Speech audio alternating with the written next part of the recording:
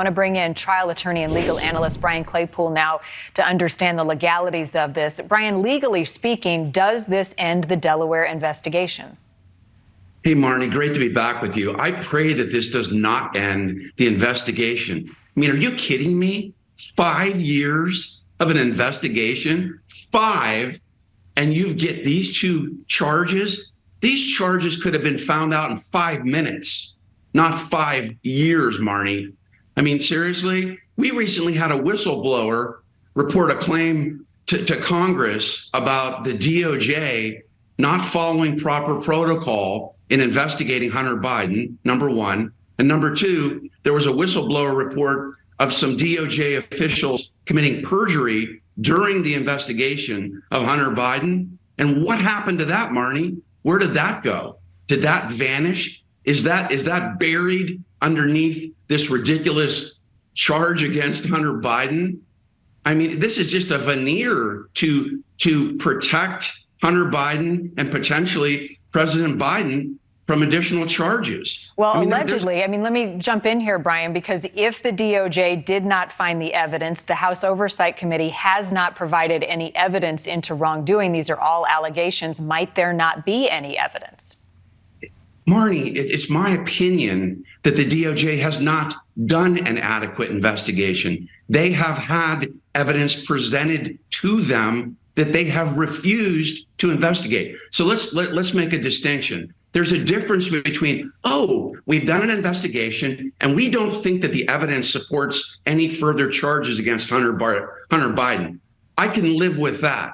But when you have evidence, for example, there was a witness in the last couple of months that said, I can bring other witnesses over from Ukraine to testify, right? In this case, and the DOJ says, oh no, we don't want to hear from them. That's a vast distinction where where DOJ officials are not investigating facts versus investigating facts and not finding crimes. That's what I have a problem with. What do you make of the fact, though, and some will say this was a Trump-appointed attorney overseeing the investigation, right? That initially provides transparency, right? That there is no bias here.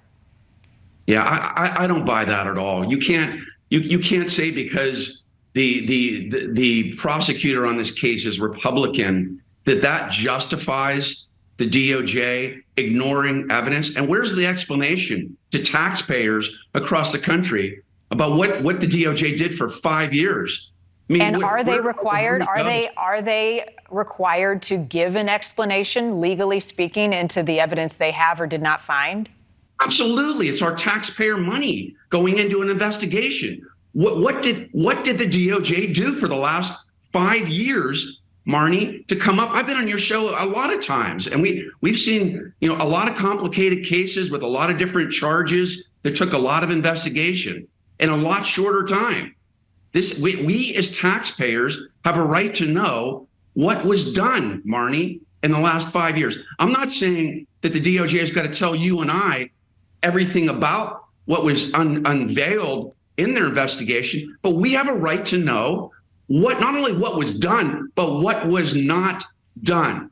That's what troubles me the most. Why wasn't something done on the laptop computer? Our DOJ can't be the arbiter of whether that is credible evidence or not. Their job is to investigate evidence and then tell us if that leads to a crime, not to dismiss potential evidence and then come up with these 2 sham charges to try to sell this to the United States that we've done our job. This is really a sad, to me, this is a sad day in U.S. history. What specifically, Brian, will you be looking for when details of the deal are revealed? Well, what I'm looking for, it's a great question. The $1 million question is the investigation over? That's the great question you asked at the beginning of the segment. Is this it?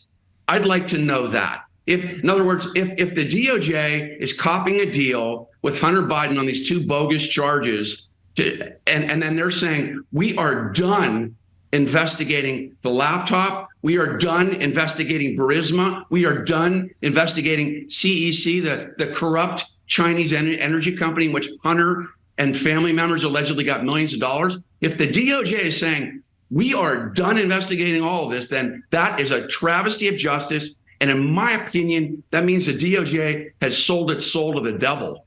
I have not heard that from the DOJ, but we're certainly hearing that from Hunter Biden's camp, that the investigation 5 years in the making is resolved. But you better bet that the House Oversight Committee and Representative James Comer say they will continue to look into this. Legally speaking, the next step in the process, this needs approval by a federal judge. Do you foresee that happening? Any chance that the judge says, nope, I don't have what I need here, this doesn't go forward? Yeah, Marnie, this plea deal will be rubber stamped. I remember, I think about a month ago, Hunter Biden's lawyers, remember they set up a meeting with the DOJ officials in Delaware. So that portended that they were going to cut a deal.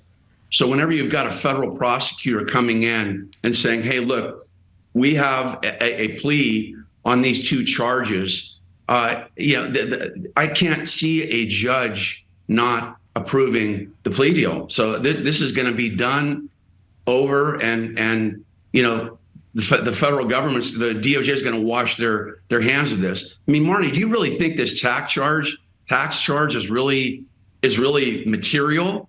I mean, this happens to people every day, and that can be detected in 5 seconds. You haven't filed your tax returns. You haven't paid your taxes. That doesn't even require an investigation. An accountant can look at your tax returns, send them over to the government. You've committed a crime. I mean, really, there's something mysterious that needs to be uncovered in this investigation. And I think we, as people in this country, have a right to know. Well, I'm not paid for my opinions, but I am paid to follow the facts, and we'll continue to do that. Brian Claypool, as always, thank you. Bet.